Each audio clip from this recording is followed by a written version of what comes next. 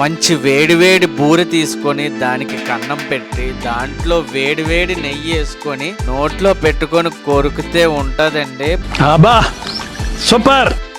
Hello hi అందరికీ నమస్కారం. నేను మీ Venkatesh, connect with Venky, son of rising Raju. అందరికీ మొదటిగా ఉగాది శుభాకాంక్షలు అండి. సో ఈ రోజు ఉగాదికి ఇంట్లో పూజ చేసుకొని మన ఉగాది పచ్చడి తినేసి మన కాకినాడలో ఉగాది సందర్భంగా సాంప్రదాయ రెస్టారెంట్ కి సాంప్రదాయంగా రెడీ అయ్యి వెళ్ళిపోయాం. సో ముందుగా ఉగాది పచ్చడి ఇచ్చారండి, అది చాలా టేస్టీగా ఉంది. అండ్ నెక్స్ట్ దాని తర్వాత వెంటనే ఒక పానకం ఇచ్చారు ఒక చిన్న గ్లాస్ లో. సో అది కూడా చాలా బాగుంది. ఆ తర్వాత వచ్చిందండి అసలు రియల్ ఫీస్ట్, హాట్ గా బూరె అండ్ అందులో వేడి వేడి నెయ్యి వేసుకొని బూరె తిన్నానండి. చాలా టేస్టీగా ఉంది. సో మనం ఇంట్లో ఎలా చేసుకుంటామో అలాగే ఉంది బూరె అయితే.